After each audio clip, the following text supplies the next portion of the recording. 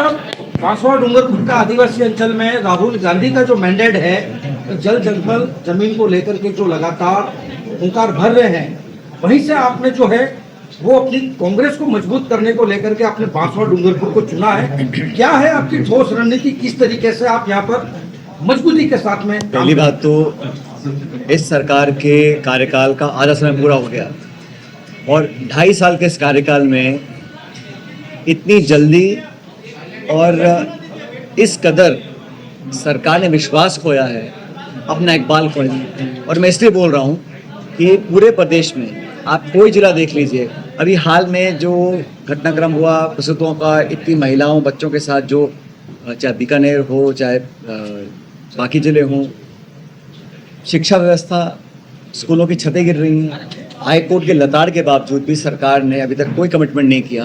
तो जिस सरकार के पास लॉ एंड ऑर्डर, स्वास्थ्य और शिक्षा, इन महत्वपूर्ण क्षेत्रों में दिखाने को कुछ ना हो, बल्कि जो हालत हम छोड़ गए थे 2023 दिसंबर के बाद कांग्रेस सरकार जब यहाँ से हटी थी और भाजपा शासन आया था, तब से लेके अब तक हर क्षेत्र में गिरावट आई है।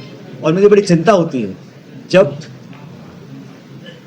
देश और प्रदेश में पेपर लीक होते हैं। और जैसा आपने खुद कहा कि राहुल गांधी जी ने ये बीड़ा उठाया था जब हम सरकार में थे, हम फॉरेस्ट एक्ट का बिल लेकर आए थे और आदिवासी, दलित, गरीब, किसान को हमेशा लगता था कि भारतीय जनता पार्टी की सरकार अगर बन गई और जो वो दावा करते थे कि 400 पार संख्या पर लेकर आएंगे, वो तो इस देश की जनता को मैं साधुवाद देता हूँ कि 240 पे रोक दिया और अब गठबंधन की सरकार बनी है। सरकार बनने के बाद 12 साल हो गए लगातार डबल इंजन करते करते, लेकिन आप कोई क्षेत्र देख लीजिए, किसान को आज खाद, डीएपी, यूरिया नहीं मिल रहा है।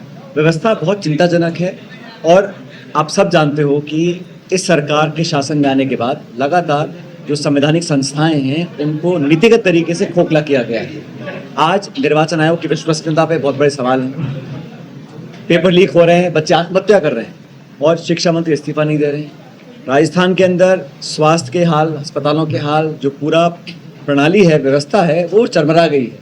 और राहुल जी ने हमेशा से बीड़ा उठाया था, देश में जहाँ जहाँ हमारे जंगल हैं, आदिवासी हैं, उनके साथ जो दुर्व्यवहार हो रहा है, उनकी ज़मीनों को लेकर उद्योगपतियों को दिया जा रहा है। इसलिए आज का जो हम सब ने दौरा रखा था, कार्यकर्ताओं से मुलाकात हम लोगों ने करी है और वागड़ के अंदर ये हमेशा से परंपरागत तरीके से यहाँ की जो भावना है ज़मीन की, वो कांग्रेस से जुड़ी हुई है।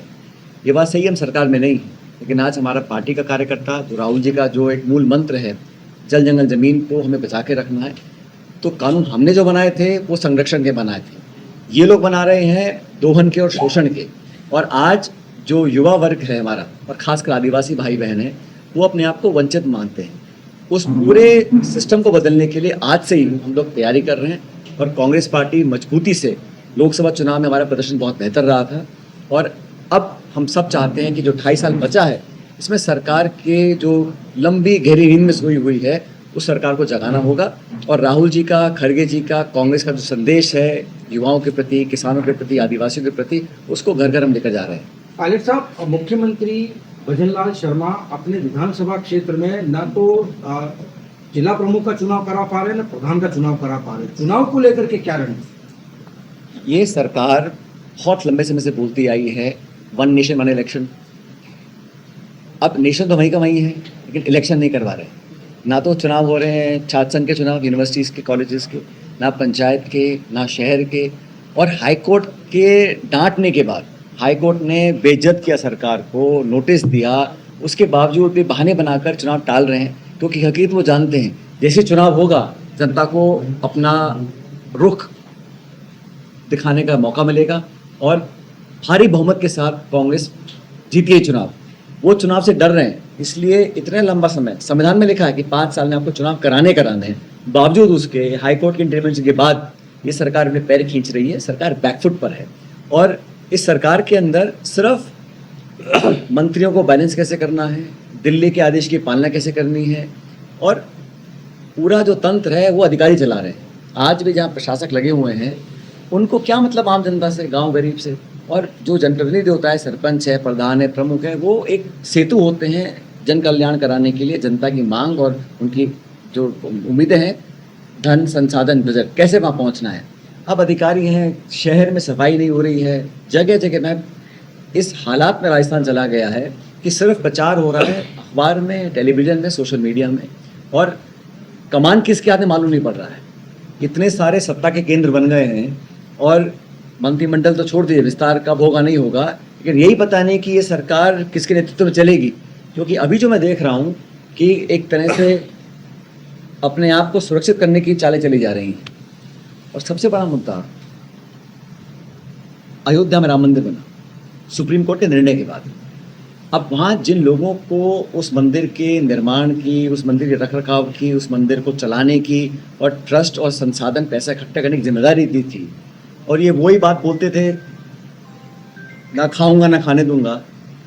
अभी एक चंपत राय जी क्या क्या चंपत करके पता ही किसी को नहीं है। एफआईआर में नाम उनका नहीं है, एफआईआर में नाम डाला है कि ड्राइवर का, चपरासी का, मतलब लीपापोती कर रहे हैं। और ये कमेटी बनती है ना, जांच कमेटी, जैसे नीट पेपर लीक हुआ, जांच सीबीआई को दी, 1 साल पहले दी थी, उसका क्या परिणाम रहा, किसको सजा दी, कौन जेल गया, किसका इस्तीफा हुआ। ऐसे ये चंदा चोरी का प्रकरण है। और ये चंदा चोरी का मुद्दा एक पॉलिटिकल मुद्दा नहीं है। देखिए, घपले घोटाले हर जगह हो रहे हैं, लेकिन जिस नाम से आस्था जुड़ी है लोगों की, अपनी श्रद्धा से कोई आदमी दान पुण्य का काम करता है, उस 2, 5, 10, 100 रुपये को भी अगर आप खोस के ले जाएंगे और चोरी करेंगे और जवाबदेही किसी की नहीं है, तो आखिर ये डबल इंजन किस काम का है। लखनऊ, दिल्ली हो, जयपुर, हर जगह शासन बीजेपी का है, एजेंसी आपके पास है। जो ईडी है, मैं उदाहरण दे रहा हूँ आपको, ये ट्रस्ट का मामला है। एक ट्रस्ट जो था नेशनल हेराल्ड ट्रस्ट, उसके नाम पर 1 रुपये का लेन देन नहीं हुआ, और सोनिया गांधी जी को, राहुल गांधी जी को नोटिस आ रहे हैं, ईडी का जांच हो रही है, सवाल पूछे जा रहे हैं, एफआईआर नाम चार्जशीट डाली जा रही है। और यहाँ जब खरबों रुपये गबन कर गए, प्रमाण तथ्य समेत दुनिया जान रही है, फिर भी कोई कार्रवाई नहीं कर रही। तो दोहरा मापदंड है, आपके पास पुलिस है, प्रशासन है, सीबीआई है, ईडी, इनकम टैक्स, इन पे क्यों नहीं केस कर रहे हैं। मनी लॉन्ड्रिंग का केस करिए, पीएमएलए का केस करिए, ईडी का केस करिए। सो मोटो ईडी काम करती है, किस पे करती है, जो भाजपा की विचारधारा के खिलाफ, जो कांग्रेसी है, विपक्ष का नेता है, उस पर नोटिस आएगा, छापे पड़ेंगे, जेल जाएगा, केस होगा। और ये जो मतलब पुण्य का काम करने की बजाय सबसे बड़ा पाप कर रहे हैं, उसके खिलाफ कोई कार्रवाई नहीं हो रही। और राजस्थान के अंदर भी अभी नागौर में एक और मैं पढ़ रहा था अखबार में, वहाँ पर भी चंदा चोरी का प्रकरण सामने आया है। तो विदेश नीति हो, आर्थिक नीति हो, सामाजिक कल्याण की नीति हो, हर तरह ये डबल इंजन फेल है। और राजस्थान के संदर्भ में हमारी पार्टी मजबूती से काम कर रही है। राहुल जी भी यहाँ पर आए थे, हमारा अभिषेक हुआ था, अध्यक्ष जी वहाँ सब मौजूद थे, और स्पष्ट संदेश है कि इसको सरकार को एक्सपोज करना है। और ये छात्रों की गूंज जो कार्यक्रम पूरे देश में चल रहा है, यहाँ पर आज जयपुर में हम लोगों ने कार्यक्रम, केएनएसयूआई ने कार्यक्रम किया, तो छात्र और युवा अपना भविष्य अंधकार में देख रहे हैं और उनको उम्मीद दिख रही है राहुल गांधी और कांग्रेस पार्टी में। उस संदेश को लेकर हम लोग गाँव-गाँव, डाणी-डाणी जा रहे हैं। पायलट साहब, बाप पार्टी को लेकर के किस तरीके से आपकी युवा रणनीति काम करेगी, क्योंकि लगातार जो है वो धनाधार बढ़ने की बातें सामने आ रही है, उसको कैसे रोकेगा? राजस्थान हो या कोई और प्रदेश हो, हर व्यक्ति को, हर दल को ये अधिकार है अपनी बात को रखे और जनता के बीच में जाए। निर्णय जनता को करना है, कौन स्थायी है, कौन हमारे साथ है, कौन नहीं है, कौन लंबी राजनीति करना चाहता है और कौन सबको साथ लेकर चलना चाहता है। लोगों को आपस में मिसअंडरस्टैंडिंग क्रिएट करना, गलतफहमी क्रिएट कर लेना, ये बहुत से दल और लोग करते हैं। और भाजपा तो खासकर ये फूट डालने का काम, धर्म, जाति, हिंदू, मुसलमान, मंदिर, मस्जिद, यहीं तक इनकी राजनीति सीमित है। लेकिन आज मैंने कहा एक सभा के अंदर, चुनाव से पहले भाजपा की सरकार महिलाओं के खाते पैसे डालती है। महाराष्ट्र में किया, बिहार में किया, 6,000, 8,000। तो मेरा तो आग्रह है केंद्र सरकार से, भाजपा सरकार से, कि कृपया करके चुनाव तक इंतजार मत करिएगा। राजस्थान की हमारी बहन माताएं, बेटियां हैं, उनके खाते में अभी से पैसे डालिए आप। इन्होंने क्या पाप किया है? अगर आप पैसे डाल सकते हैं बिहार की महिलाओं के खातों में, महाराष्ट्र की महिलाओं के खातों में, तो राजस्थान की हमारी महिलाओं ने यहाँ क्यों नहीं मिल रहा है इनको? तो सिर्फ चुनावी रणनीतिक कारण करते हैं।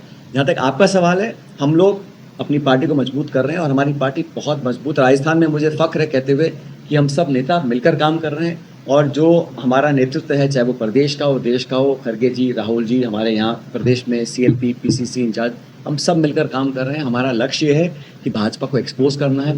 बहुत लंबा समय दिया है, कोई कम समय नहीं है, 12 साल का, और यहाँ 2.5 साल हो गए।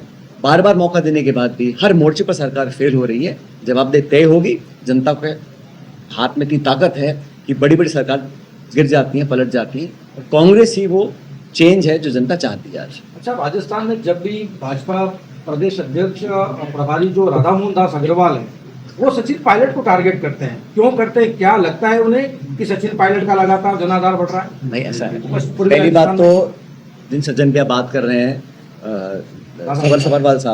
अग्रवाल साहब, मेरी उनसे मुलाकात नहीं हुई, लेकिन अक्सर वो मेरे बारे में बातें बोलते हैं।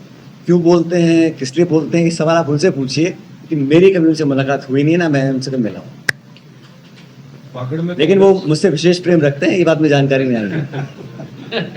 वागड़ में कांग्रेस बीजेपी से गठबंधन करेगी। हम लोग अपने दम पर चुनाव लड़ते आए हैं, आज तक चुनाव लड़ेंगे। राष्ट्रीय परिप्रेक्ष्य में हमारी इंडिया अलायंस का गठबंधन हुआ था और अलायंस आज भी है, लेकिन अलग अलग राज्यों में स्थिति को देखकर निर्णय लिया जाता है। जैसे हम बंगाल है, केरला है, बाकी राज्य है, राजस्थान भी है, तो समय आने पर इंडिया अलायंस के लोग तय करेंगे। लेकिन आज हम लोगों को जब भी चुनावी सरकार जो इतना डर रही है चुनाव कराने से, अंततः हमारे प्रेशर में और कोर्ट के कहने से चुनाव कराने पड़ेंगे। हम हर जगह चुनाव लड़ेंगे और प्रधान प्रमुख कांग्रेस पार्टी के बहुत अधिक माते बनकर आएंगे। अशोक गहलोत की आपकी तस्वीर जो है वो इन दिनों राजस्थान में गर्मजोशी ज़्यादा पैदा कर रही है कि पहले अशोक जी ने कहा और फिर बाद में कहा कि सचिन मेरे बेटे के बराबर है। किस तरीके से ये तस्वीर जो है वो आप अपने नज़रिए से देखते हैं? अब उनका जो स्टेटमेंट है आपने अभी रिपीट किया, उसको गांठ बांध के रखो। आप जो उन्होंने कहा ना, उसको आप लपेट के रखो और वही अंततः सत्य है और वही रहेगा। सर ट्रिब्यूनल पे क्या है? एथेनॉल पे भी मैं क्या बोल सकता हूँ, पूरे देश में हाहाकार मचा हुआ है। और जो परिवहन मंत्री हैं गडकरी साहब, एक सॉफ्ट पॉलिटिशियन माने जाते थे, एक कोऑपरेटिव पॉलिटिशियन माने जाते थे। उन्होंने इस सरकार के रवैये से हटके कुछ एक काम करने की कोशिश की थी, लेकिन इथेनॉल के चक्कर में वो सारा गुड़गोबर हो गया है और ये ज़बरदस्ती से थोपा जा रहा है। जो आप लड़का लड़की अपना स्कूटर मोटर चला रहे हैं, उनके इंजन में क्या हाल हो रहे हैं, उनके माइलेज के क्या हाल हो रहे हैं, और ये थोपा जा रहा है। जो इंजन बनाने वाली कार कंपनियां, ऑटो कंपनियां हैं, उन्होंने भी तो वो चेंज लेकर नहीं आया इंजन के अंदर, और आपने इथेनॉल डाल रखा है और वो बढ़ाए जा रहे हैं उस मात्रा को। तो देश भर में आज ये रोष है कि पहली बात तो हमको तेल आयात करने का जो परमिशन है वो अमेरिका से लेनी पड़ती है। अमेरिका बोलता है कि आप रूस से नहीं ले सकते हैं तेल बाजार में सस्ता होता है तो देश में उतना ही रहता है। और ये इथेनॉल की जो पॉलिसी है, इस पर सरकार को निश्चित रूप से दोबारा सोचना पड़ेगा, क्योंकि इससे बहुत हानि हो रही है, लोगों के मन में बहुत गुस्सा है। और ये एक तरह मुझे लगता है कि 12 साल के बाद अहंकार और घमंड सरकार में आ गया है कि हम जो निर्णय लेंगे किसी को खुश करने के लिए लेंगे या किसी को फ़ायदा पहुंचाने के लिए लेंगे, हमारा निर्णय ठीक है। बाकी संवाद करना, चर्चा करना, लोगों से पूछना समझना, वो काम सरकार ने करना छोड़ दिया है। सचिन जी, लगातार राजस्थान जो है वो गड्ढों का लगातार जन्मदाता बन रहा है। जयपुर की ही 2 खास तस्वीरें थी, इतने बीआईजी रोड पर इतना बड़ा गड्ढा होना, और भजन लाल जी का एक तो वो था कि हम पॉकेट में खुलेआम चलेंगे, लेकिन पॉकेट की वजह से लोगों को रोक दिया। ऐसा है, चाहे इंफ्रास्ट्रक्चर हो, चाहे ग्रामीण विकास हो, नरेगा बंद कर दिया। अब 1 जुलाई से जयराम जी चालू किया इन्होंने योजना। एक समय था जब हमारी सरकार थी तो दिन के 58-60 लाख लोग नरेगा में रोज काम करते थे। क्या संख्या आज है? तो उसको बंद करने की हिम्मत सरकार में नहीं है नरेगा पर, लेकिन उसको ऐसा ख़त्म कर रहे हैं धीरे धीरे कि उसका अस्तित्व खत्म हो गया है। तो ग्रामीण क्षेत्र में लोगों के हाथ में कुछ पैसा जाता था, उन्होंने अब इसको बिल्कुल बंद कर दिया है। तो मैं कह रहा हूँ जो प्रवृत्ति है, जो नियत है, नीति निर्माण है, वो गाँव गरीब और नौजवान के प्रति नहीं है। वो तो चंद लोगों को फ़ायदा पहुँचाने के लिए है, निजीकरण करने के लिए है। और अब तो खुल के कर रहे हैं, पहले थोड़ा पर्दा रहता था, अब तो खुलेआम कर रहे हैं। तो जनता सब देख रही है और इनको करारा जवाब देगी जनता। आपने सारा कमर करने को छोड़ा नहीं है।